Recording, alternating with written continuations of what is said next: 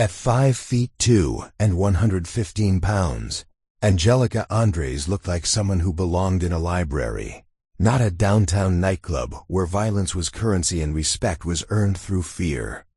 But appearances can be devastatingly deceptive, and sometimes the most dangerous people are the ones you never see coming.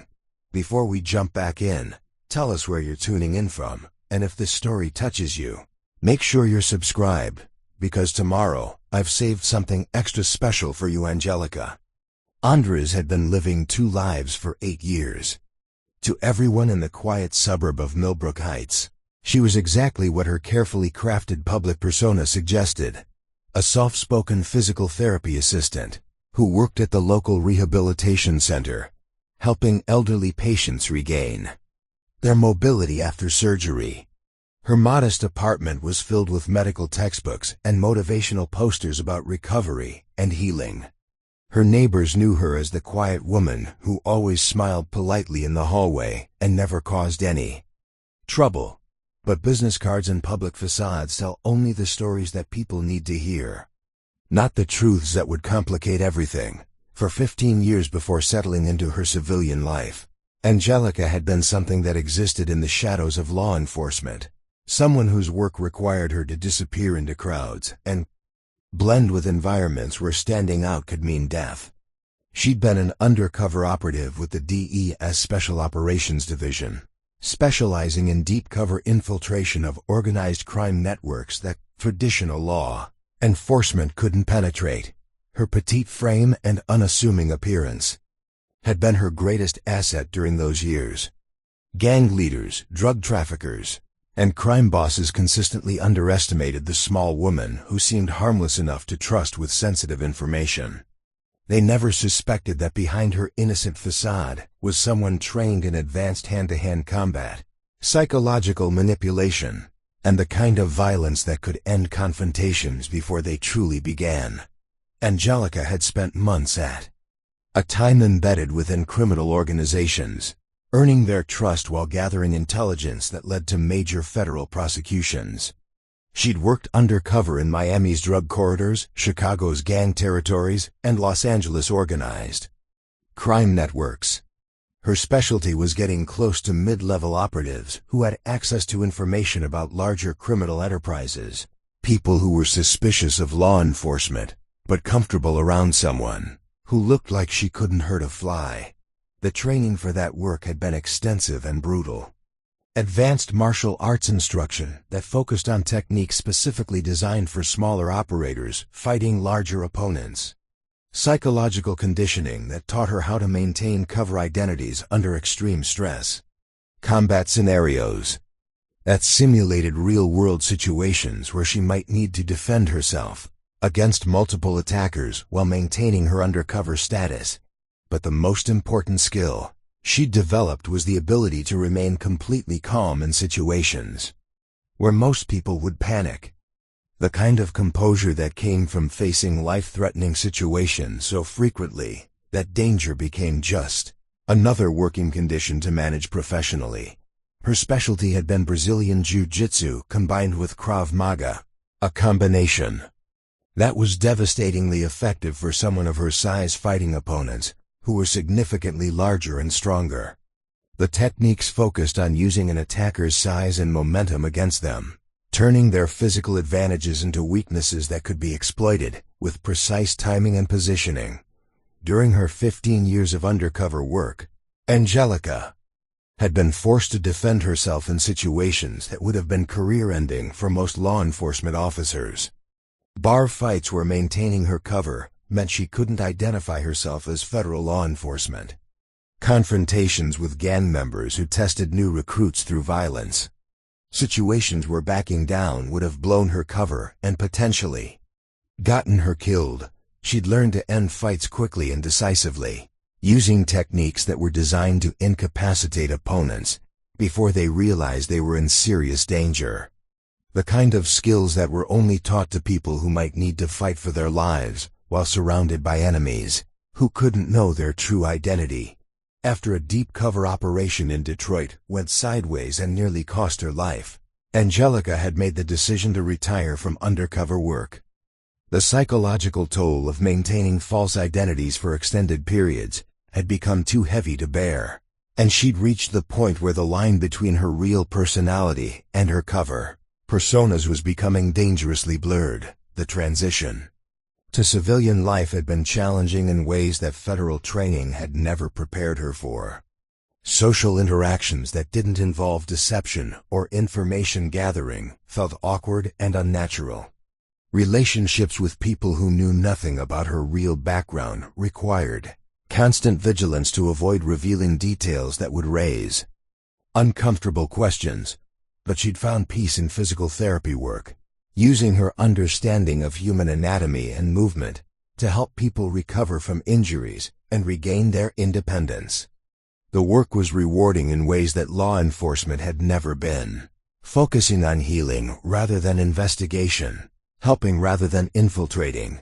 She'd moved to Millbrook Heights, specifically because it was the kind of community where people minded their own business and didn't ask probing questions about someone's background. A place where she could establish routines that made her part of the landscape without drawing attention to the skills she'd developed during her years in federal law enforcement. Most people saw exactly what she wanted them to see: a competent healthcare worker who understood her job and didn't cause problems. Her only visible connection to her previous life was the calm confidence that came from someone who'd been in situations where staying calm meant the difference between mission success and catastrophic failure. But invisible connections ran deeper than what casual observers could detect. The combat instincts that had been burned into her muscle memory through years of training and real-world application. Fighting techniques that had become second nature when second nature was faster than conscious thought. Recognition patterns that automatically assessed potential threats in any environment she entered. Angelica carried those skills like hidden weapons, invisible to people who had no reason to look for them, but always ready for activation when circumstances demanded their use. Most days she never thought about them, focusing instead on civilian work that helped people heal rather than hurt. But some training never fades completely. Some instincts developed through life or death situations remain sharp even when they're not being actively used. And sometimes when the situation requires it, old skills prove that they haven't lost any of their effectiveness despite years of civilian life. The evening she walked into Club Nexus in downtown Chicago, Angelica had no intention of revealing the combat expertise she'd spent 8 years keeping hidden. She was simply meeting her younger sister Maya, who'd been dating someone that the family was concerned about. Maya had been secretive about her new boyfriend, avoiding family gatherings and making excuses when relatives asked to meet the man who was occupying so much of her time and attention. But tonight would be different. Tonight, Angelica would discover that some skills from her previous life were about to become necessary again, and that her carefully maintained civilian persona was about to collide with a situation that would test every technique she'd learned. During her years as a federal undercover operative, preparing and narrating this story took us a lot of time.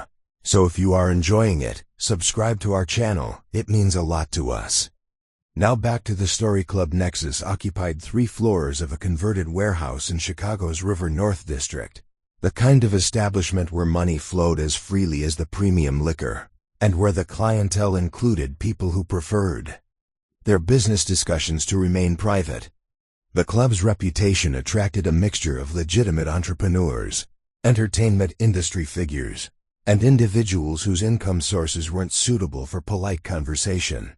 Maya had chosen this location for their meeting, claiming it was where she felt most comfortable discussing her relationship situation. But as Angelica approached the club's entrance on that Friday evening, she immediately recognized signs that suggested this wasn't just another upscale nightclub catering to young professionals looking for weekend entertainment. The security presence was more extensive than typical establishments, with multiple guards positioned at strategic points around the building's perimeter. The parking area contained vehicles that ranged from modest sedans to expensive luxury cars. The kind of mix that suggested the club served diverse clientele with varying levels of legitimate income.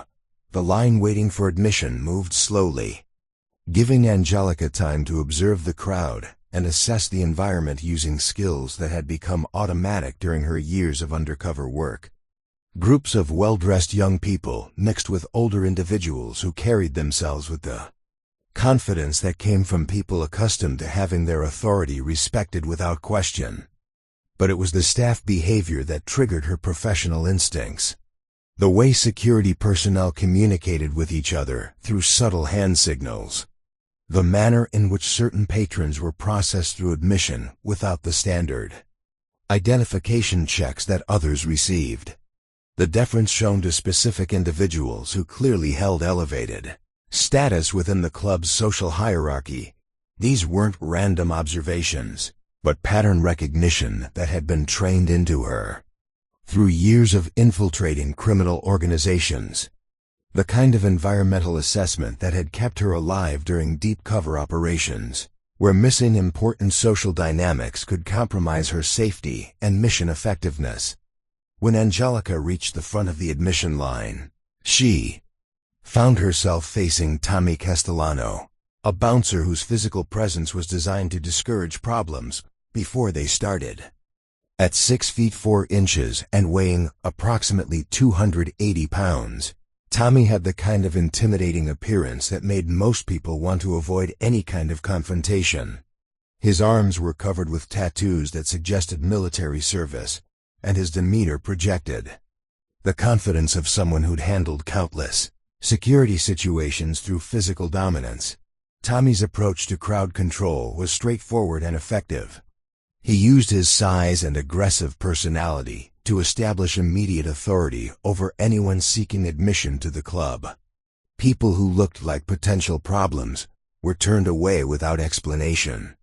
Individuals who seemed like they might question his decisions were discouraged through intimidation tactics that usually resolved conflicts before they escalated. Cover charge is $50, Tommy announced as Angelica approached the entrance, his tone suggesting he expected immediate compliance without discussion or negotiation. He looked her up and down with the kind of dismissive assessment that indicated he'd already categorized her as someone who probably didn't belong in an establishment that catered to a more sophisticated clientele. Angelica handed over the cover charge without comment, understanding that arguing about pricing would only draw unwanted attention to herself. But Tommy wasn't finished with his evaluation. "You sure you're in the right place, sweetheart?" he asked with a condescending smile that suggested he found her presence amusing rather than threatening. "This isn't really a college girl kind of spot. Maybe you'd be more comfortable at one of those wine bars downtown."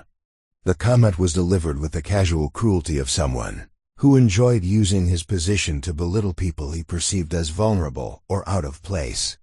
Tommy had developed his approach through years of working club security, learning that psychological intimidation was often more effective than physical confrontation for maintaining order.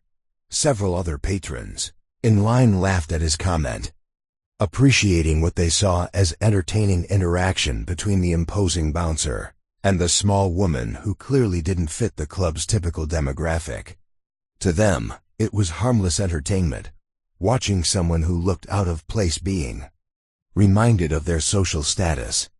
"I'm meeting my sister," Angelica replied calmly, maintaining the polite demeanor that had served her well during undercover operations, where showing anger or frustration could compromise her cover identity. "She's already inside." Tommy studied her identification with exaggerated thoroughness, taking significantly more time than he'd spent reviewing other patrons' credentials. He was clearly enjoying the opportunity to exercise his authority over someone he viewed as an easy target for his intimidation tactics. "Maya Andres," he read from her driver's license, his tone suggesting he was committing the name to memory for future reference. "Yeah, I know Maya. She's been coming here regularly for the past few months. Nice girl. Very friendly with some of our VIP clientele." The way he emphasized friendly carried implications that made Angelica's professional instincts activate. During her undercover years, she'd learned to recognize when people were providing information that contained hidden meanings, when casual comments were actually warnings or threats disguised as innocent conversation. Interesting family dynamic, Tommy continued, clearly enjoying what he perceived as his psychological advantage over the situation. Your sister seems to really appreciate the kind of protection that comes with dating someone who has influence. Around here, must be nice having connections that can open doors and solve problems. Tommy handed back her identification with deliberate slowness, his fingers lingering on hers in a way that was intended to establish unwelcome physical contact. It was a power play designed to reinforce his position of authority and her vulnerability within the club's social structure. You be careful in there, little girl, he said with mock concern that was clearly intended to be intimidating rather than protective. Sometimes people get in over their heads when they don't understand the rules of the environment they're entering. Angelica accepted her ID without reacting to either his condescending tone or his inappropriate physical contact.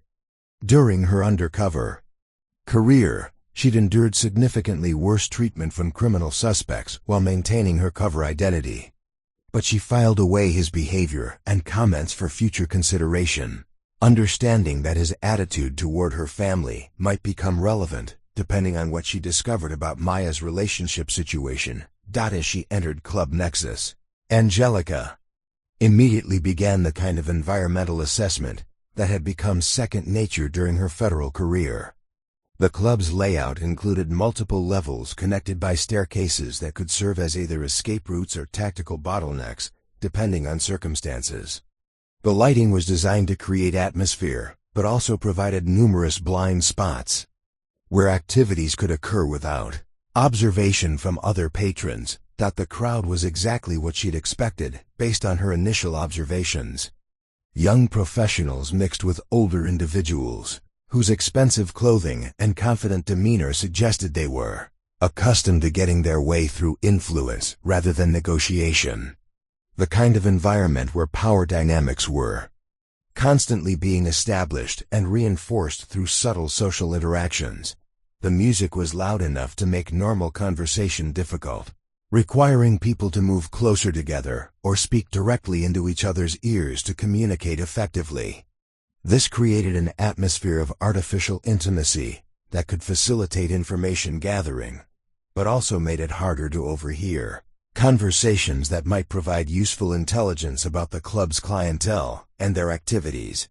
Angelica made her way through the crowd toward the VIP section where Maya had said she would be waiting. But as she moved through the club, she noticed that several staff members were tracking her movement with the kind of attention that suggested Tommy had communicated something about her to other security personnel. The observation wasn't necessarily concerning, but it activated professional habits that had kept her safe during undercover operations. She began automatically noting exit locations, identifying potential weapons that could be improvised from available materials, and assessing which patrons seemed to be part of the club's regular social hierarchy versus casual visitors who were unfamiliar with the establishment's unwritten rules. Most importantly, she began preparing mentally for the possibility that her reunion with Maya might involve complications that would require skills she hadn't needed to use during 8 years of civilian life. The VIP section of Club Nexus was separated from the main floor by velvet ropes and elevated platform seating that provided clear sight lines over the entire establishment. It was designed to showcase the club's most important patrons, while giving them privacy for conversations that required discretion. Angelica spotted Maya immediately, sitting in a corner booth that offered strategic positioning for observing the club's activities, while remaining partially concealed from casual observation. But Maya wasn't alone. The man sitting beside her commanded attention in ways that had nothing to do with his expensive suit or platinum jewelry. Vincent "Vinny" Torino, carried himself with the quiet confidence of someone accustomed to having his authority respected without question. At 35, he'd built a reputation throughout Chicago's underground economy as someone who could solve problems that traditional business methods couldn't address. Vinny's appearance was carefully calculated to project success and reliability. His tailored clothing suggested prosperity, but not the flashy ostentation that attracted unwanted law enforcement attention. His manner of speaking was articulate and measured, the kind of controlled communication style that came from people who understood that words carried consequences in environments where misunderstandings could be fatal. As Angelica approached their table, she immediately recognized the dynamic between Maya and Vinny. Her sister's body language showed the kind of nervous deference that suggested she was involved with someone whose approval mattered more than romantic affection. Maya kept glancing at Vinny for permission before speaking, checking his expressions to gauge his reactions to the conversation. "Angie," Maya called out with forced enthusiasm as her sister approached. "I'm so glad you could make it. I want you to meet Vincent. He's been really looking forward to meeting you." Vinny stood to greet Angelica with the kind of formal courtesy that seemed genuine, but carried undertones of assessment. He was evaluating her the same way she was evaluating him, both recognizing that this meeting was more significant than a simple family introduction. "Maya's told me a lot about her big sister," Vinny said, extending his hand with a firm grip that lasted just slightly longer than social convention required.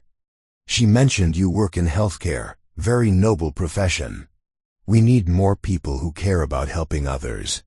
The comment seemed innocuous, but Angelica's professional instincts detected something calculated about his phrasing. During her undercover career, she'd learned to recognize when people were probing for information while maintaining the appearance of casual conversation. "Physical therapy," Angelica replied carefully, maintaining the cover identity she'd established for her civilian life. "I help people recover from injuries and regain their mobility. It's rewarding work." "I bet it is," Vinny responded with a smile that didn't reach his eyes. "Takes a special kind of person to handle that kind of responsibility. People trust you with their recovery, their ability to get back to normal life. That's a lot of pressure." Maya shifted uncomfortably in her seat, clearly recognizing some tension in the conversation that Angelica was still processing. But before she could intervene, Vinny continued his subtle interrogation. "Maya mentioned you used to live in different cities before settling here. Detroit, Miami, Los Angeles. Sounds like you've seen a lot of different places. Must have given you interesting perspectives on how different communities handle their challenges." The specific cities he mentioned were exactly the locations where Angelica had conducted her most significant undercover operations. The probability that Maya had provided those details innocently was possible, but the way Vinny was presenting the information suggested he might know more about her background than she'd revealed to her family. "I moved around for work opportunities," Angelica replied, maintaining her civilian cover while internally calculating the implications of his knowledge. "Different hospitals, different patient populations. Each place taught me something new about helping people heal." "Healing is important," Vinny agreed, his tone carrying weight that suggested he was speaking about more than medical recovery. "Sometimes people get hurt in ways that traditional medicine can't fix. Sometimes they need different kinds of protection, to feel safe again." The conversation was interrupted by the arrival of Marcus Chun, a young man whose nervous energy and expensive clothing suggested he was trying to project confidence he didn't actually possess. Marcus approached their table with the kind of hesitant respect that indicated he needed something from Vinny but wasn't sure how to ask for it. "Mr. Torino, I'm sorry to interrupt," Marcus said, glancing nervously at Angelica and Maya before focusing on Vinny. "But we've got that situation we discussed. The delivery that was supposed to happen tonight. There's been a complication." Vinny's expression didn't change, but Angelica noticed subtle shifts in his posture that suggested he was transitioning from social conversation to business mode. The kind of controlled reaction that came from people who were accustomed to handling crisis situations without revealing stress or uncertainty. "Marcus, we'll discuss this later," Vinny said calmly, his tone carrying enough authority to make it clear that the timing of the interruption was inappropriate. "Right now, I'm having a conversation with Maya's family." But Marcus was clearly agitated about whatever problem had developed. His nervous glances toward the club's entrance suggested that the complication he'd mentioned might involve immediate threats to their safety or business operations. "Sir, with respect, this might not be something that can wait," Marcus pressed, lowering his voice but speaking with enough urgency to convey the seriousness of the situation. "The people we were expecting. They brought additional personnel, more than we discussed. And they're asking questions about security arrangements that make me think they might have different intentions than what we originally negotiated." Angelica watched the exchange with professional interest, recognizing the pattern of a criminal organization dealing with a potentially dangerous business transaction.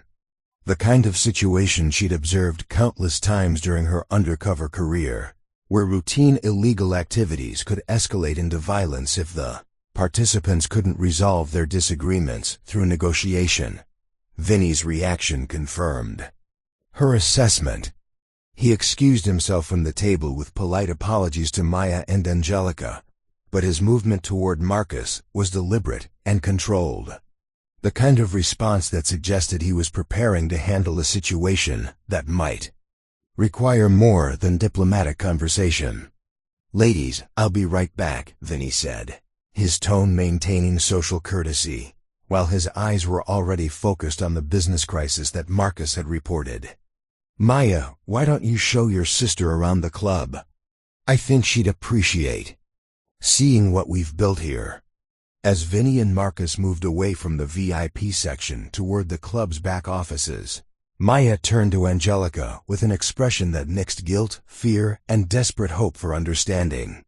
"Angie, I know this probably looks bad," Maya began, her voice dropping to a whisper that could barely be heard over the club's music. "But Vincent isn't what people think he is. He's actually trying to change things to make his business more legitimate. He's been really good to me, and he takes care of people who matter to him." Angelica studied her sister's face, recognizing the classic signs of someone who was romantically involved with a criminal, but had convinced herself that their relationship was different from the typical pattern. Maya genuinely believed that Vinny cared about her personally, rather than viewing her as an asset that could be useful for his business operations. "Maya, what exactly does Vincent do for a living?" Angelica asked directly, abandoning the polite social conversation that had characterized their interactions so far. "And please don't tell me he's in import-export or consulting, or any of the other euphemisms that people use when they can't explain their income legally." Maya's hesitation confirmed what Angelica had already suspected. Her sister was involved with someone whose business activities couldn't withstand scrutiny from law enforcement or regulatory agencies. "He helps people solve problems," Maya said finally, using the exact kind of vague description that Angelica had heard countless times from family members of criminal suspects during her federal career. "Sometimes people get into situations where they need assistance that they can't get through normal channels. Vincent provides that assistance." Before Angelica could respond, the conversation was interrupted by a commotion near the club's main entrance. Raised voices, the sound of furniture being moved abruptly, and the kind of tense energy that suggested a confrontation was developing between multiple parties. Through the crowd, Angelica could see Tommy Castellano moving aggressively toward a group of newcomers who'd apparently arrived without following the club's normal admission procedures. The situation was escalating rapidly, with additional security personnel converging on the entrance area. But what caught Angelica's attention was the recognition that this wasn't a random disturbance. The timing of the incident, combined with Marcus's earlier report about complications with expected visitors suggested that the club was experiencing exactly the kind of business dispute that could turn violent very quickly. Maya grabbed Angelica's arm with genuine fear in her eyes. "We need to find Vincent," she said urgently. "When things like this happen, he needs to know immediately. People could get hurt if this isn't handled properly." As they moved through the crowd toward the developing confrontation, Angelica realized that her carefully maintained civilian life was about to collide with a situation that would test whether 8 years of physical therapy work had diminished the combat skills that had kept her alive during 15 years of federal undercover operations. The confrontation near Club Nexus's entrance was developing with the kind of dangerous momentum that Angelica recognized from her undercover days. The moment when business disputes transformed into violence because neither side could afford to appear weak in front of witnesses.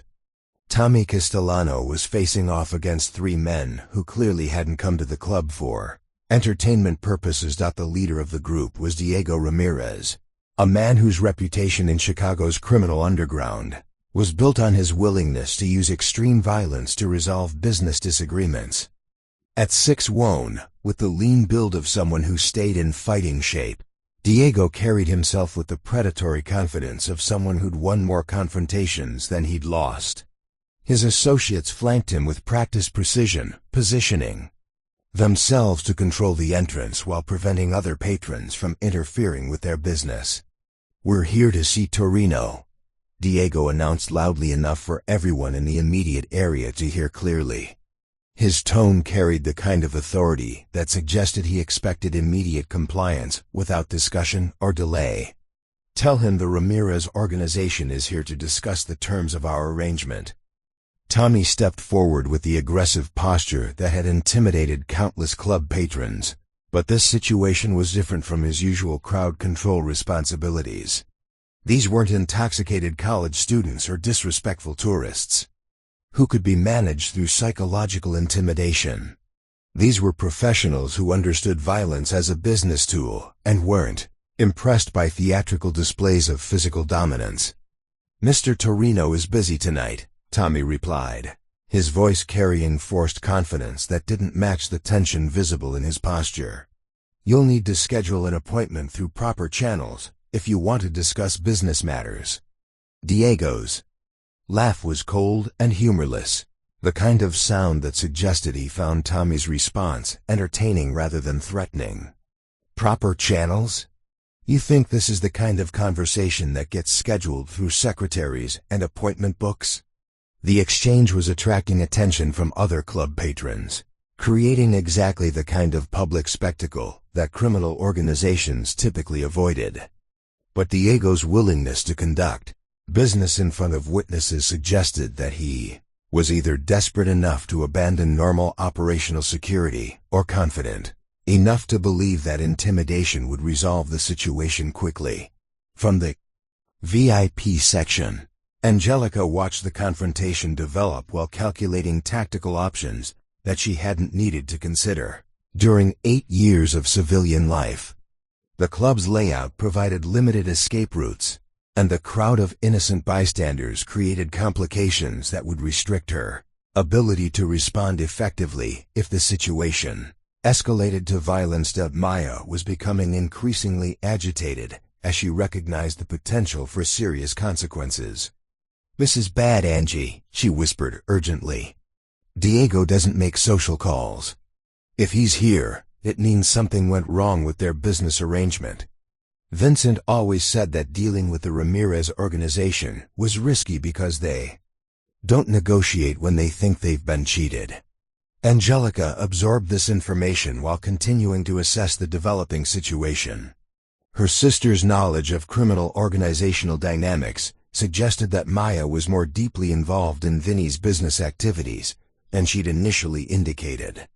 The kind of inside information that came from regular exposure to criminal planning discussions rather than casual romantic relationship conversations. "Maya, how much do you actually know about Vincent's business operations?" Angelica asked directly, abandoning any pretense that this was a simple family meeting. And don't give me more euphemisms about helping people solve problems. I need to understand what we're dealing with here. Before Maya could respond, the confrontation at the entrance escalated dramatically. Diego had apparently grown tired of Tommy's diplomatic stalling tactics and decided to demonstrate that his organization wasn't interested in following the club's normal procedures. "You know what? I think we'll announce ourselves," Diego said with deliberate calm, reaching into his jacket with movements that were clearly intended to be threatening rather than subtle. Sometimes people need a reminder that certain conversations can't be postponed indefinitely. Tommy's reaction was immediate and aggressive, grabbing Diego's wrist before he could fully withdraw whatever he was reaching for. But Diego had anticipated this response and was prepared to counter with techniques that demonstrated professional training in close-quarters combat. What followed was a brief but intense physical confrontation that showed both men had experience with violence that went far beyond typical bouncer or street criminal encounters. Diego broke Tommy's grip with a precise joint manipulation technique before delivering a devastating elbow strike to Tommy's solar plexus that doubled him over, gasping for breath. But Tommy recovered faster than Diego expected, tackling him around the waist and driving both of them into a nearby table with enough force to shatter glasses and send other patrons scrambling for safety. The crash echoed through the club, drawing everyone's attention to the escalating violence near the entrance. Diego's associates moved to assist their boss, but Club Nexus security personnel were also converging on the scene. What had started as a confrontation between two individuals was rapidly becoming a full-scale brawl involving multiple participants with weapons training and criminal backgrounds. Angelica watched club security coordinator Jake Morrison directing his team's response with hand signals and radio communications that demonstrated military or law enforcement training.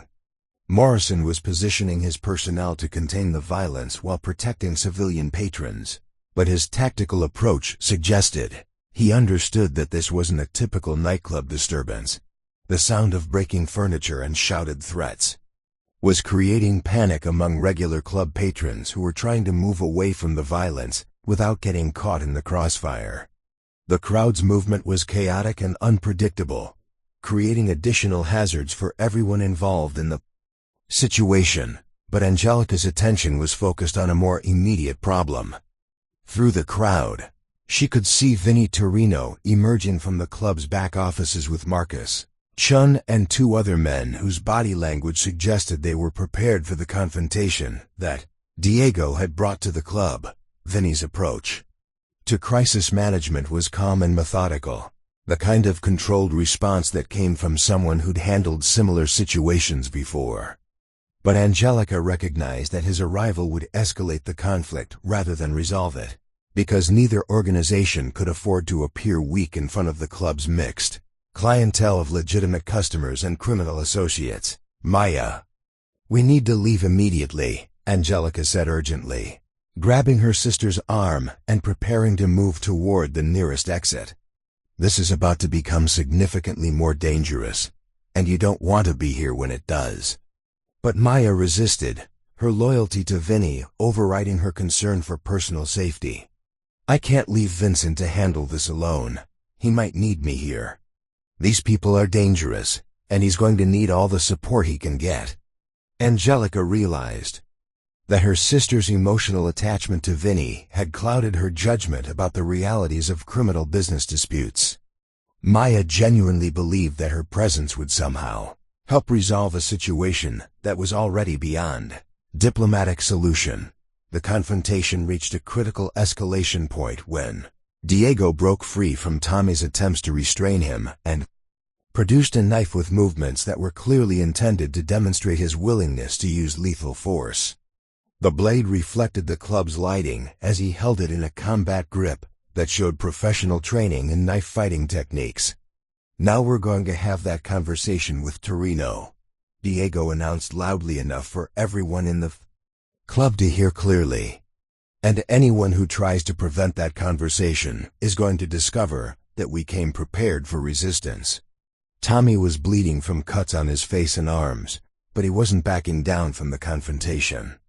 His reputation as the club's primary security enforcer was being challenged in front of witnesses, and retreating would damage his credibility in ways that could affect his future employment prospects in Chicago's nightclub security industry. But the situation was no longer about personal pride or professional reputation. Diego's willingness to use a weapon in front of multiple witnesses indicated that the Ramirez organization's dispute with Vinny had reached the point where they were prepared to accept the consequences of public violence.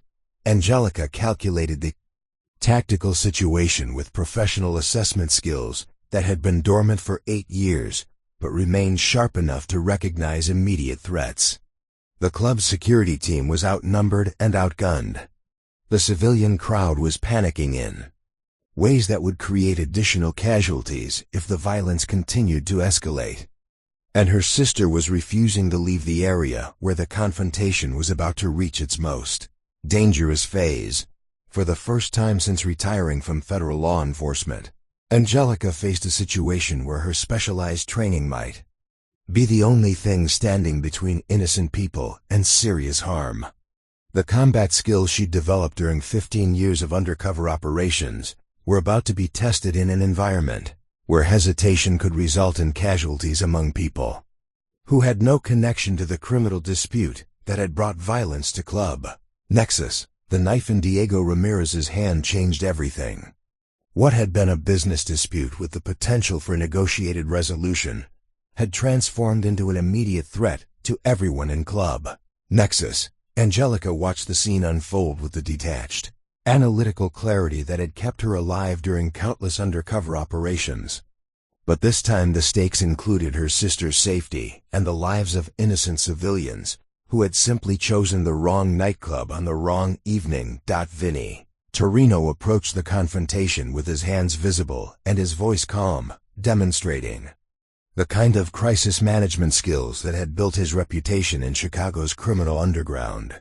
But Angelica could see that he was calculating the same tactical realities she was. Diego's willingness to use a weapon in public meant that diplomatic solutions were no longer viable options. "Diego, let's take this conversation somewhere more private," Vinny said, his tone carrying the measured authority of someone accustomed to diffusing dangerous situations through careful word choice and controlled body language. "Whatever issues we need to resolve, they don't require involving people who have nothing to do with our business arrangements." Diego's response was immediate and uncompromising. The time for private conversations ended when your organization failed to deliver what was promised. Now we're going to discuss the terms of your compensation for our losses, and we're going to do it right here where everyone can see what happens when people don't honor their commitments. The public nature of Diego's demands confirmed Angelica's assessment that this confrontation was about more than financial disputes. By forcing the conversation to occur in front of witnesses, Diego was challenging Vinny's authority in ways that would require a response, regardless of the practical consequences. Maya was trembling beside her, finally understanding that her romantic relationship with Vinny had placed her in the middle of a criminal conflict that could result in serious violence. "Angie, what are we going to do?" she whispered urgently. "Vincent can't back down from this without losing everything, but if he fights, people are going to get hurt." Angelica made a decision that would end 8 years of carefully maintained civilian anonymity. The situation required intervention from someone with the skills to neutralize multiple armed opponents without causing casualties among the innocent bystanders who were trapped in the club's increasingly dangerous atmosphere.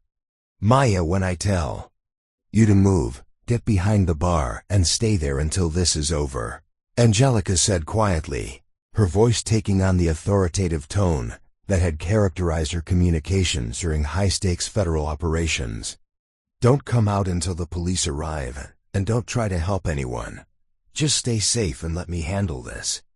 Maya looked at her sister with confusion and growing concern. "Handle what? Angie, what are you talking about? You're a physical therapist, not a security guard. This isn't something you can fix with rehabilitation exercises and motivational speeches. But Angelica was already moving, her body transitioning from civilian posture to combat readiness with muscle memory that had been developed through years of training and real-world application. The transformation was subtle but complete, changing her from someone who appeared vulnerable to someone who moved with predatory confidence. Diego had turned his attention back to Vinny, using the knife to emphasize his demands, while his associates maintained tactical positions that controlled the club's primary exits. The Ramirez organization's deployment suggested they had planned this confrontation carefully, anticipating resistance and preparing contingencies for multiple scenarios. You cost us $200,000 with your delivery failure, Diego continued, his voice carrying the kind of cold fury that suggested he was prepared to use extreme violence to make his point. We're going to collect that money tonight, plus interest for the inconvenience your incompetence has caused our operations. Vinny's team was positioning themselves for a confrontation that would inevitably involve weapons and result in casualties. Among the civilian crowd, club security was outnumbered and outgunned, facing opponents who had professional training and no concern for collateral damage. But Angelica had already identified the tactical solution that would end the confrontation with minimal risk to innocent bystanders. Diego's position left him vulnerable to an attack from his blind side, while his associates were focused on monitoring Vinny's team rather than scanning for threats from the civilian crowd. The approach required precise timing and absolute commitment, because hesitation would result in Diego's associates responding with lethal force. But Angelica had executed similar operations during her undercover career, neutralizing armed suspects in crowded environments, where civilian safety was the primary concern. She moved through the crowd with the deliberate patience of someone who understood that rushing would create opportunities for mistakes that could prove fatal. Her path took her behind Diego's position while his attention was focused on his confrontation with Vinny, allowing her to close the distance without triggering his peripheral vision or alerting his associates to her approach. Tommy Castellano was still bleeding from his earlier fight with Diego, but he was positioning himself for another attempt to disarm the man who had humiliated him in front of the club's patrons. His approach was aggressive and predictable, exactly the kind of frontal assault that Diego would anticipate encounter with lethal force. Angelica reached Diego's position just as Tommy made his move, creating the perfect distraction for her to implement the disarming technique that had been burned into her muscle memory through countless hours of training and real-world application. Her approach was silent and precise, designed to neutralize the threat before Diego realized he was being attacked. The technique she used was a combination of Krav Maga and Brazilian Jiu-Jitsu, specifically adapted for disarming opponents who were significantly larger and stronger. Her left hand controlled Diego's knife arm, while her right hand delivered a devastating strike to his solar plexus that disrupted his ability to breathe and maintain combat effectiveness. Diego's response was immediate but ineffective. He attempted to turn and engage his new attacker, but Angelica's positioning and timing had eliminated his ability to use his size and strength advantages. The knife fell from his hand as she applied a joint lock that threatened to break his wrist if he continued to resist. But Diego's associates were already moving to assist their boss, recognizing that their tactical advantage was being compromised by an opponent they hadn't anticipated. The first man reached for a weapon concealed beneath his jacket, his movement suggesting he was prepared to use lethal force to resolve the situation. Angelica released Diego and transitioned to address the new threat, her movement fluid and controlled despite the chaos developing around her. The second associate was moving to flank her position, creating a tactical situation where she would be facing multiple armed opponents simultaneously. This was the moment when 8 years of civilian life would be tested against 15 years of federal training and real-world Combat experience. The skills that had kept her alive during undercover operations in Miami, Chicago, and Los Angeles were about to determine whether she could protect her sister and innocent bystanders from a criminal confrontation that had escalated beyond diplomatic resolution. The club's atmosphere had transformed from entertainment venue to combat zone, with furniture being overturned to create improvised barriers and civilian patrons scrambling for exits that were controlled by armed men who had no concern for their safety. The sound of breaking glass and shouted threats filled the air as the confrontation reached its most dangerous phase, but Angelica moved through the chaos with the calm confidence of someone who had faced similar situations before. Her training and experience allowing her to process multiple threats simultaneously while maintaining tactical awareness of her sister's location and the civilian crowd's movement patterns. What happened next would determine whether her carefully maintained civilian identity could survive the revelation of skills that she'd spent 8 years keeping hidden from everyone who knew her as a quiet physical therapy assistant from suburban Millbrook Heights. The first associate's hand was closing around his weapon when Angelica reached him, her approach angle eliminating his ability to draw and fire effectively. The technique she used was designed to incapacitate rather than kill, but the result was immediate and decisive. Diego was recovering from her initial attack, his hand reaching for the knife that had fallen during their struggle. But he was moving with the sluggish coordination of someone who was still processing the shock of being attacked by an opponent he hadn't considered a threat. The second associate was pulling his weapon clear of his jacket when Angelica's peripheral vision caught the movement. Her response was automatic and precise, transitioning from one opponent to another with the fluid motion that came from someone who had been trained to fight multiple attackers simultaneously. The confrontation that had begun as a business dispute between criminal organizations was reaching its climax through the intervention of someone whose appearance had concealed skills that were about to be revealed in the most dramatic way possible. Tommy Castellano watched in amazement as the small woman who had been the target of his condescending humor earlier in the evening systematically neutralized 3 armed men with techniques that demonstrated professional training and real-world combat experience. Maya stared at her sister with a mixture of shock and recognition, finally understanding that Angelica's carefully maintained civilian persona had been concealing a background that was far more complex and dangerous than anyone in their family had ever suspected. But the most significant reaction came from Vinny Torino, who observed Angelica's combat skills with the analytical appreciation of someone who understood exactly what he was witnessing.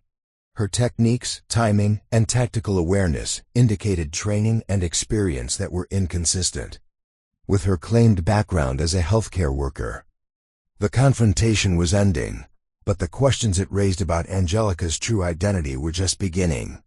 Her cover had been blown in the most public way possible, and the consequences would extend far beyond the immediate resolution of Diego's dispute with Vinny's organization. As the last of Diego's associates was neutralized, the club fell into an eerie silence broken only by the sound of sirens approaching from multiple directions. The Chicago Police Department's response time suggested that someone had called for assistance before the confrontation reached its violent climax, but Angelica knew that her problems were just beginning. Her martial arts display had been witnessed by dozens of people, including members of Chicago's criminal underground who would be curious about the identity and background of the woman who had single-handedly defeated the Ramirez organization's enforcement team. The careful civilian life she had built over 8 years was about to be examined by people who had resources and motivation to uncover information that the federal government had worked hard to conceal.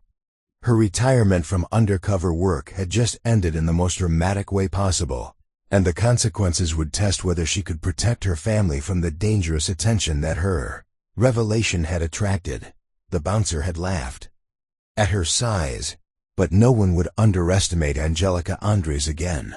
The silence that followed the confrontation lasted exactly 12 seconds, before chaos erupted throughout. Club Nexus. Patrons who had been frozen in terror during the violence suddenly burst into frantic movement, some rushing toward exits while others pulled out phones to record the aftermath of what they'd witnessed. The contrast between the controlled precision of Angelica's intervention and the panicked civilian response created a surreal atmosphere where professional competence collided with amateur documentation.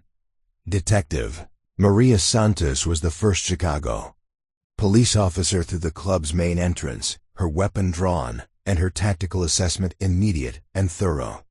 With 15 years of experience in violent crime investigation, Santos had seen enough nightclub disturbances to recognize when a situation involved more than typical civilian conflicts.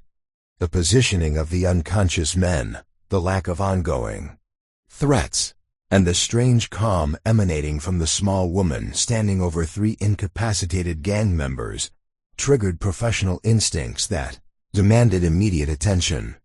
Chicago PD, everyone on the ground, hands visible. Santos commanded, her voice cutting through the ambient noise with the authority that came from someone accustomed to taking control of chaotic crime scenes. But her eyes remained focused on Angelica, whose posture and bearing suggested someone comfortable with law enforcement presence, rather than intimidated by it. Angelica complied with the order smoothly, moving to a prone position with her hands clearly visible while maintaining awareness of her sister's location and the positioning of other potential threats. Her response was textbook perfect, demonstrating the kind of automatic compliance that came from someone who understood police procedures from professional experience rather than civilian fear. Maya, however, was struggling to process what she'd witnessed. Her sister, the quiet physical therapy assistant who helped elderly patients walk again, had just systematically dismantled 3 armed men with techniques that suggested extensive combat training and real-world violence experience. The cognitive dissonance between Maya's perception of Angelica and the reality she'd observed was creating emotional shock that manifested as trembling hands and rapid, shallow breathing. "Angie, what just happened?" Maya whispered as additional officers secured the scene and began separating witnesses for individual questioning. "Who are you?" "Because the person I just watched fight those men isn't the sister I've known my entire life." Before Angelica could respond, Detective Santos approached with the careful attention of someone who'd noticed inconsistencies that required professional investigation. Santos had observed the takedown techniques, the tactical awareness, and the controlled breathing that indicated training far beyond civilian self-defense classes. "Ma'am, I'm Detective Santos with Chicago PD. I need to understand what happened here tonight," Santos said, her tone professional but carrying undertones that suggested she suspected there was more to this situation than a civilian defending herself during a random nightclub altercation. "Those are some impressive skills you displayed. Mind telling me where you learned to fight like that?" The question that Angelica had been dreading for 8 years had finally arrived, delivered by a competent detective in front of witnesses who included her sister and members of Chicago's criminal underground. Her carefully constructed civilian identity was about to undergo scrutiny that could unravel years of federal efforts to maintain her cover and protect her from retaliation by criminal organizations she'd helped prosecute. "I took some self-defense classes," Angelica replied carefully, providing the minimal response that civilian training would justify while avoiding details that could lead to deeper investigation. "When you're a woman living alone in the city, it seemed like practical preparation." Detective Santos studied Angelica's face with the analytical attention of someone who'd interviewed countless suspects and witnesses, searching for tells that would indicate deception or concealment. The detective's experience had taught her to recognize when people were providing answers that were technically true but deliberately incomplete. "Self-defense classes," Santos repeated slowly, her tone indicating professional skepticism. "The techniques I observed were pretty advanced for basic civilian training. Joint locks, pressure point strikes, multiple opponent engagement. Those are typically taught in military or law enforcement contexts. The conversation was interrupted by Tommy Castellano, who was receiving medical attention for his injuries while providing his statement to uniformed officers.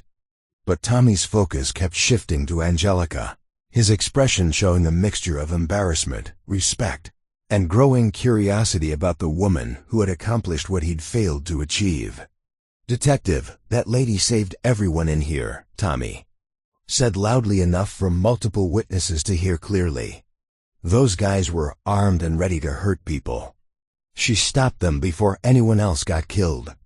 I don't care where she learned to fight. I'm grateful she was here." Tommy's endorsement was strategically valuable. Coming from someone whose position as club security gave his assessment credibility with law enforcement. But it also attracted additional attention to Angelica from criminal organization members, who were still present and observing the police investigation with professional interest. Vinny Torino was answering questions from another detective, while simultaneously monitoring Angelica's interrogation with the focused attention of someone who understood that her background could have implications for his own legal situation if she was law enforcement, active or retired. Her presence at the club during his business dispute with Diego could complicate his efforts to minimize criminal charges from the evening's events. "Mr. Torino, what's your relationship with the woman who intervened in the altercation?" Detective Rodriguez asked, noting Vinny's obvious interest in Angelica's conversation with Detective Santos. "She came here to meet someone." "Was that business? Or personal?" "Personal," Vinny replied carefully, understanding that his answer could affect both his own legal exposure and Angelica's situation. "She's Maya's sister. Maya is someone I've been seeing socially. This was supposed to be a family introduction, nothing related to business activities." But Rodriguez had noticed the timing of Angelica's arrival and her positioning during the confrontation. Details that suggested she might have been conducting surveillance rather than attending a casual social meeting. The detective's questions were becoming more focused on potential undercover law enforcement activity. Meanwhile, Maya was experiencing an emotional crisis that extended beyond confusion about her sister's fighting abilities. Her romantic relationship with Vinny had exposed her to criminal activities that she'd rationalized as harmless. But witnessing actual violence had forced her to confront the reality of what Vinny's business consulting actually involved. "Maya, I need you to understand something important," Angelica said quietly during a brief moment when they weren't being actively questioned. "There are things about my background that I couldn't share with family for security reasons. But everything I've ever told you about caring for you and wanting you to be safe was completely true." Maya's response was immediate and emotional. "Security reasons? What kind of security reasons require lying to your family for 8 years? And why are you talking like someone who works for the government?" The question hung in the air between them while Detective Santos continued her investigation, gathering witness statements that painted an increasingly complex picture of the evening's events. Multiple patrons had recorded portions of the confrontation with their phones, creating digital evidence that would be analyzed by forensic specialists who might recognize Angelica's techniques from law enforcement training databases. But the most significant development was occurring in a quiet corner of the club, where Marcus Chun was providing information to federal agents who had arrived on scene with suspicious speed and apparent prior knowledge of the situation. Agent Jennifer Walsh from the FBI's Organized Crime Task Force had been monitoring communications related to the Ramirez organization's planned confrontation with Vinny's operation, but she hadn't expected the intervention of someone whose techniques suggested federal training. The subject displayed advanced combat skills consistent with DIA Special Operations training. Agent Walsh reported quietly into her radio, her voice barely audible over the ambient noise of the ongoing investigation. Request immediate background verification and threat assessment for potential blown cover scenario. Angelica noticed the federal presence immediately, recognizing Agent Walsh from briefings during her final year of active service. Their eye contact across the crowded club lasted only a moment, but it was enough to confirm that her worst fears about exposure were becoming reality. The federal response meant that her involvement in the evening's events had triggered protocols designed to protect undercover operatives whose identities had been compromised. But it also meant that her civilian life was effectively over, because federal protection required relocating her away from the criminal organizations that now knew about her combat capabilities. Maya observed the brief exchange between her sister and the federal agent, finally understanding that Angelica's mysterious background involved law enforcement at the highest levels. The realization that her quiet, helpful sister was actually a federal operative explained so many previously confusing details about Angelica's behavior, knowledge, and the careful way she'd structured her civilian life. "You're a cop," Maya said quietly, the statement carrying a mixture of awe, betrayal, and fear about what this revelation meant for their family relationships. "Not just a cop, you're federal law enforcement. That's why you knew so much about Vincent's business. That's why you were so calm during the fighting. You've done this before." Angelica's silence confirmed Maya's assessment, while her attention remained focused on Agent Walsh's approach through the crowd. The federal agent's presence meant that decisions about Angelica's future were being made by people who prioritized operational security over personal relationships or family stability. But before Agent Walsh could reach them, Detective Santos returned with additional questions that suggested the Chicago Police Department's investigation was revealing inconsistencies that demanded explanation. "Ms. Andres, we've reviewed some of the witness phone recordings, and I have to say, your combat techniques are raising questions about your background," Santos said directly, abandoning the subtle approach she'd used earlier. "Those aren't self-defense moves. Those are techniques used by professional law enforcement and military personnel. So I'm going to ask you again, who exactly are you?" The moment of truth had arrived. 8 years of carefully maintained civilian identity were about to end in the most public way possible, witnessed by her sister, documented by civilian phones, and observed by criminal organization members who would remember her face and her capabilities. Angelica looked at Maya one last time before Agent Walsh reached their position, knowing that whatever happened next would forever change their relationship and her sister's understanding of who she really was. The bouncer had laughed at her size, but the consequences of proving him wrong were about to reshape everything she'd built during her years of supposed retirement from federal law enforcement. Agent Jennifer Walsh moved through the club with the purposeful stride of someone whose arrival changed the entire dynamic of law enforcement jurisdiction. Her federal credentials commanded immediate deference from Chicago PD, but her primary focus remained on damage control for what appeared to be a catastrophic compromise of a retired deep-cover operative's identity. Walsh had spent 12 years managing blown cover scenarios, but never one that had been exposed so publicly and in front of so many potential hostile witnesses. "Detective Santos, I'm Agent Walsh, FBI Organized Crime Task Force," she announced, producing credentials that immediately shifted the investigation's federal implications. "This situation falls under federal jurisdiction due to ongoing organized crime investigations.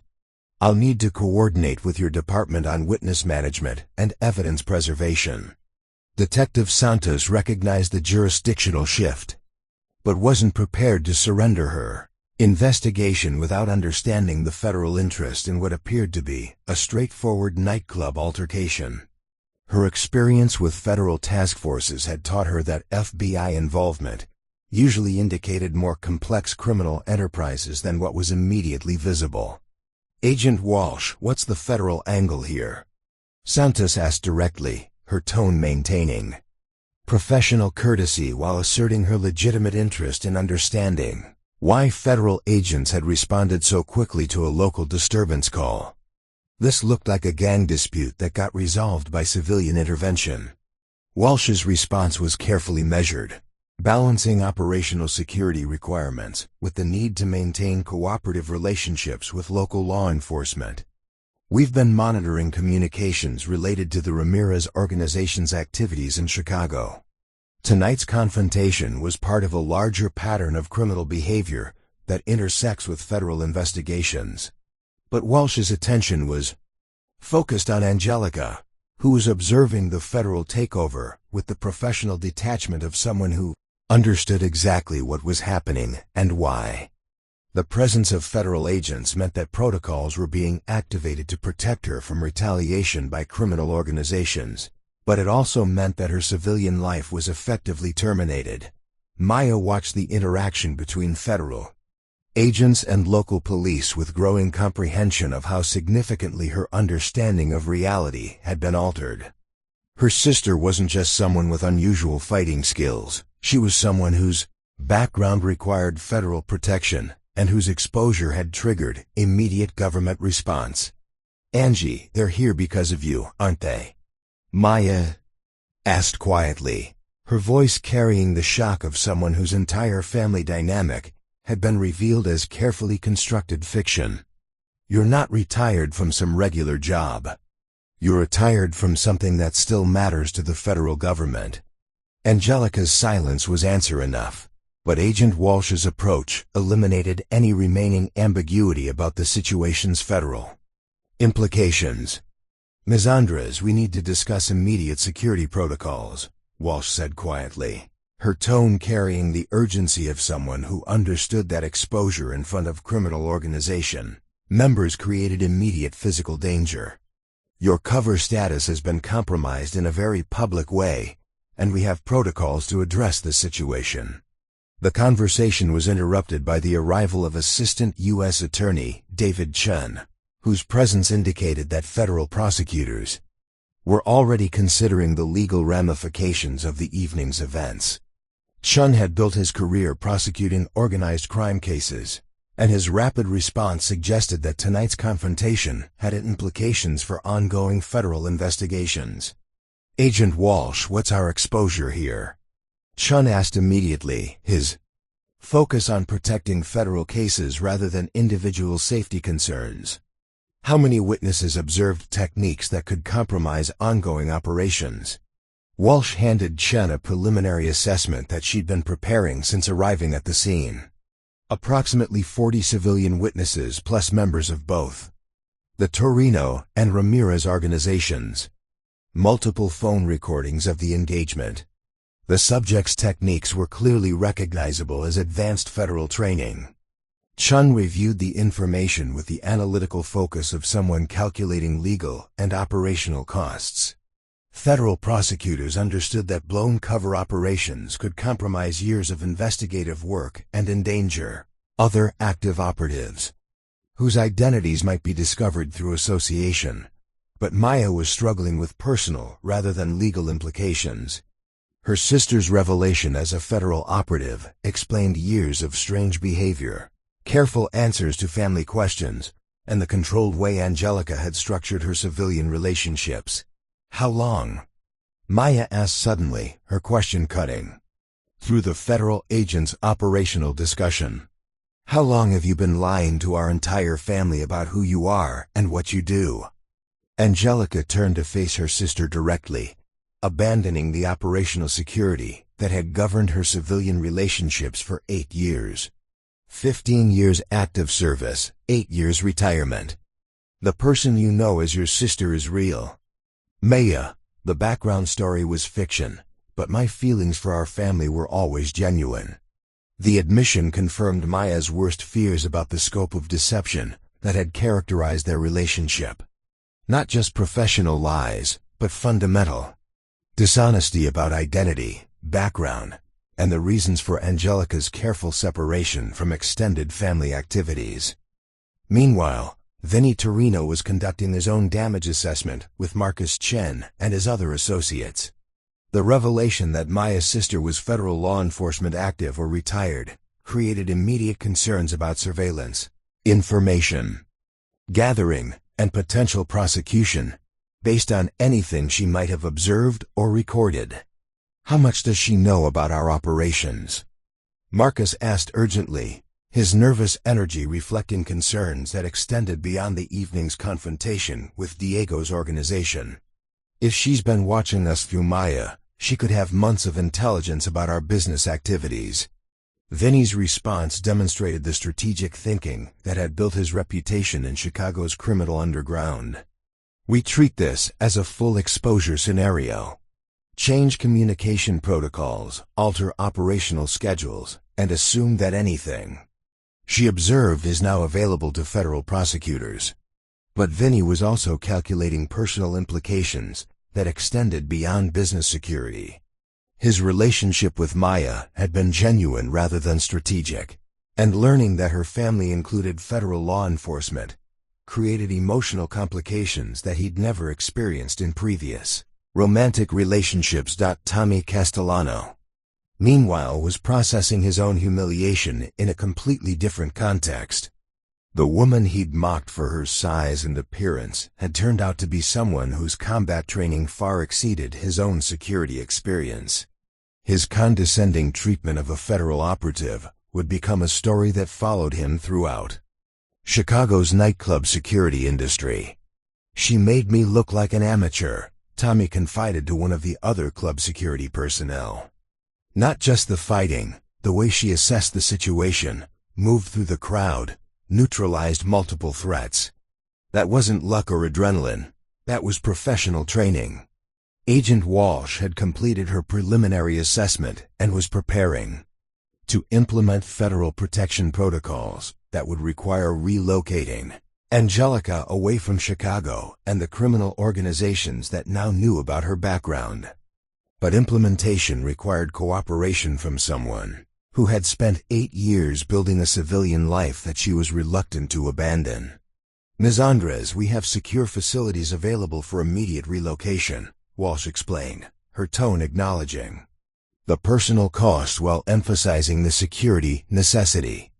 Your exposure tonight has created immediate physical danger from multiple criminal organizations. Protection protocols require removing you from the current threat environment. The offer that Angelica had hoped she'd never receive was being presented in front of her sister, eliminating any possibility of maintaining family relationships while accepting federal protection. The choice between personal safety and family connections was being forced by circumstances that had developed too quickly for careful consideration. Maya understood the implications immediately. They want to relocate you, make you disappear. Again, just like you did 8 years ago when you supposedly retired to become a physical therapist. Maya, the people who witnessed what happened tonight include members of criminal organizations that I helped prosecute during my active service, Angelica explained, her voice carrying the weight of someone who understood exactly how dangerous her exposure had become. Some of them have long memories and resources for retaliation. But Maya's response was immediate and emotional. So you're going to disappear again? Leave our family with more lies about where you went and why we can't contact you? How many times are you going to choose your federal job over your actual family? The question struck at the core of Angelica's internal conflict between professional obligations and personal relationships. For 15 years, she'd prioritized federal service over family connections. For 8 years, she'd tried to build civilian relationships while maintaining operational security. Now she was being forced to choose again, but this time with full knowledge of what she'd be abandoning. Assistant U.S. Attorney Chun was monitoring the personal drama while calculating legal implications. Agent Walsh, what's our timeline for witness debriefing and evidence preservation? We need to understand what information might be compromised before we can assess damage to ongoing investigations. The federal response was accelerating according to protocols that prioritized operational security over individual preferences. But Angelica's cooperation wasn't guaranteed, and forcing protection on a retired operative created legal complications that could affect prosecutorial strategies. Detective Santos observed the federal takeover with professional interest, recognizing that her investigation had uncovered something significantly more complex than a nightclub altercation. The jurisdictional transfer meant that her department would receive limited information about the case's ultimate resolution, but the immediate question facing everyone involved was whether Angelica would accept federal protection and disappear again, or attempt to maintain her civilian life despite the criminal organizations that now knew about her background and capabilities. The bouncer's laughter had triggered a cascade of consequences that were reshaping not only Angelica's life, but the lives of everyone connected to her civilian identity and her federal background. The decision she made in the next few minutes would determine whether she could protect both her family and herself from the dangerous attention that her heroic intervention had attracted. The silence that followed Agent Walsh's relocation offer stretched across Club Nexus like a held breath, broken only by the distant sounds of evidence technicians photographing the scene and paramedics treating Diego Ramirez's injuries.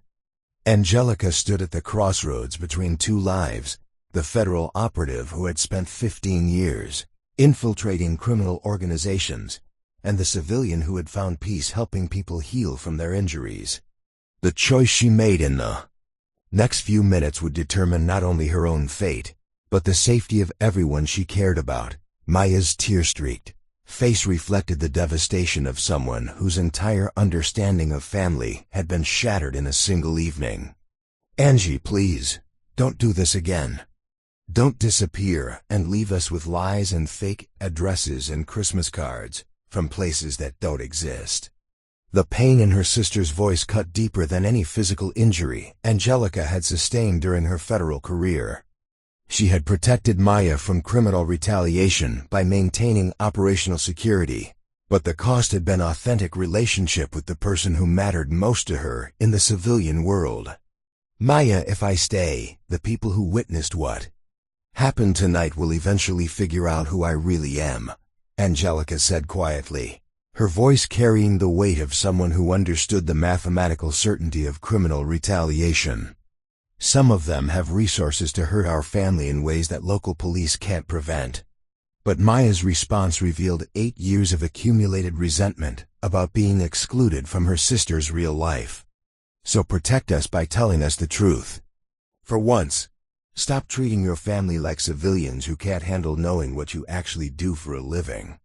The confrontation was interrupted by Vinny Torino's approach, his movement through the federal agents and Chicago police demonstrating the kind of controlled confidence that had made him successful in Chicago's criminal underground. But his expression carried something that Angelica hadn't expected: genuine respect for someone whose professional competence had impressed him despite the complications it created for his own situation. "Ms. Andres, I wanted to thank you personally," Vinny said, his tone carrying sincerity that seemed inconsistent with his criminal background. "What you did tonight saved lives, including Maya's. That matters more to me than whatever complications your background might create for my business activities." Angelica studied Vinny's face, recognizing something in his expression that reminded her of criminals she'd encountered during undercover operations who possessed moral codes that distinguished them from purely predatory individuals. His concern for Maya appeared genuine, even though their relationship had become a federal security complication. "Mr. Torino, Maya's safety is my primary concern," Angelica replied carefully, acknowledging his thanks while maintaining awareness that this conversation was being monitored by federal agents who would analyze every word for intelligence value. "I hope you understand that my actions tonight weren't intended to interfere with your business operations." But Vinny's response demonstrated the strategic intelligence that had built his criminal enterprise. "I understand that federal operatives don't retire to physical therapy jobs in suburbs by accident. You came here tonight because you were concerned about Maya's involvement with me. Your instincts were correct.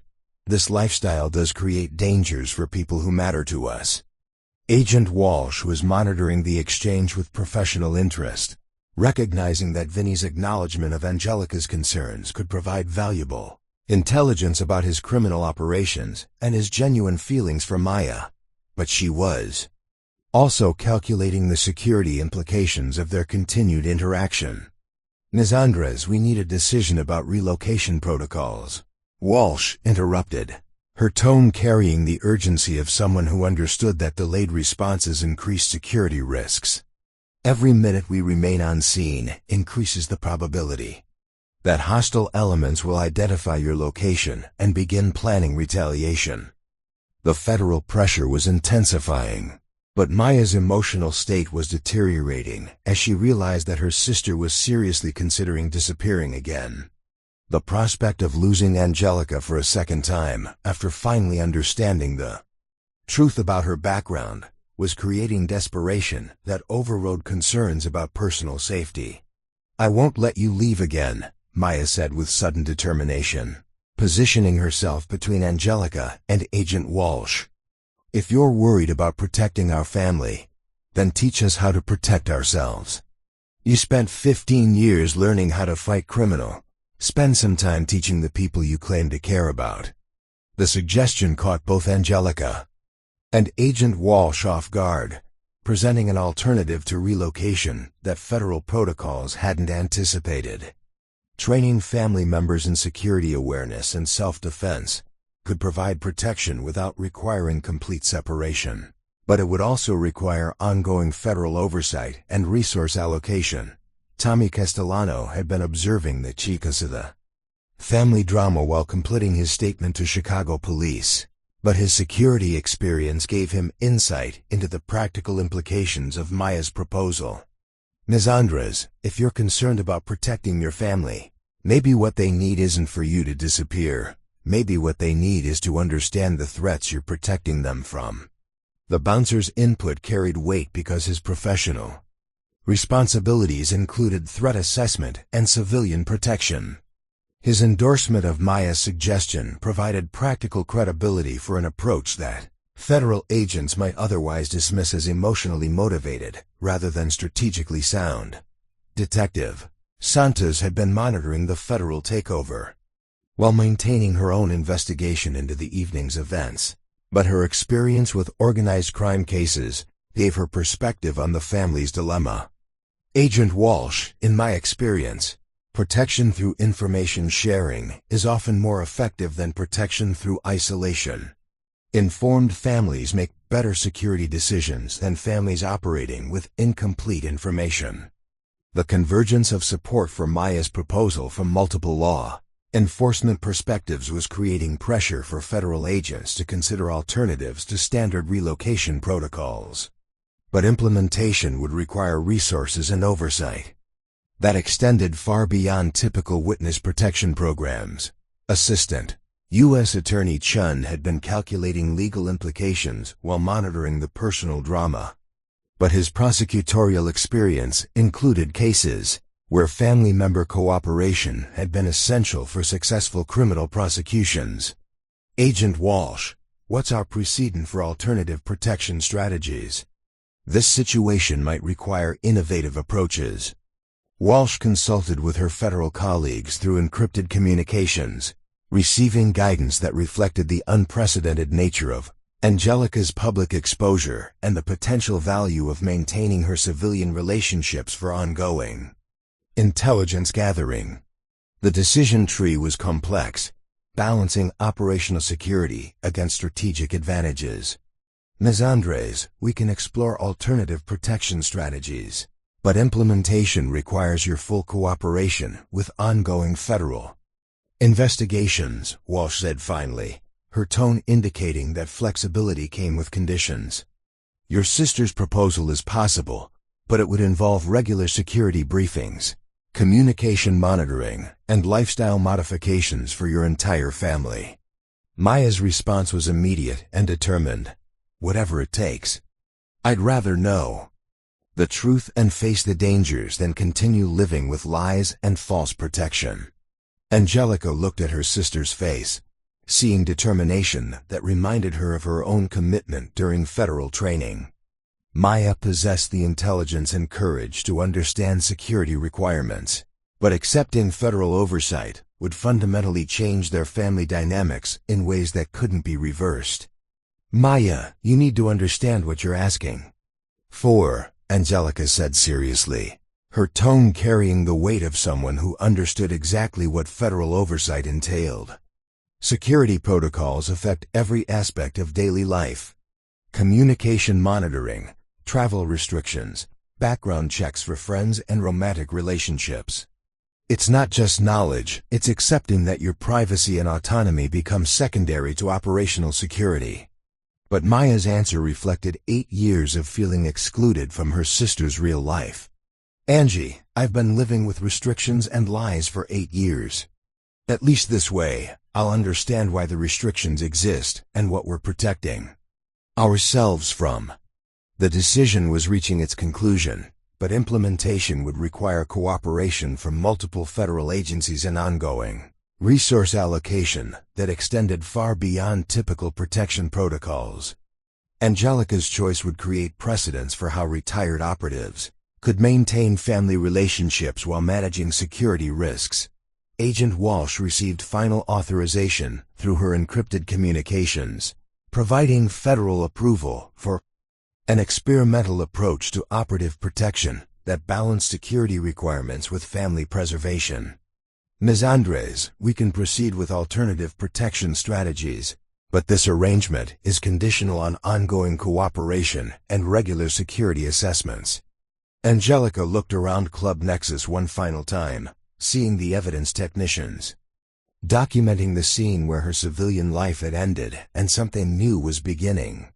The bouncer's laughter had triggered consequences that reshaped not only her own life, but created new possibilities for how federal operatives could maintain authentic relationships while managing the ongoing risks that came from their professional backgrounds. Agent Walsh, let's discuss the terms, Angelica said finally, making the choice that would allow her to protect her family through honesty rather than separation. Maya deserves to know who her sister really is, and I'm tired of protecting people by lying to them.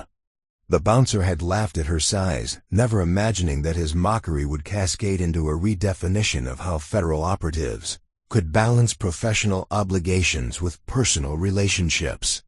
But sometimes the most significant changes begin with the smallest underestimations, and the woman he'd dismissed as harmless had just negotiated a new kind of protection that prioritized truth over isolation.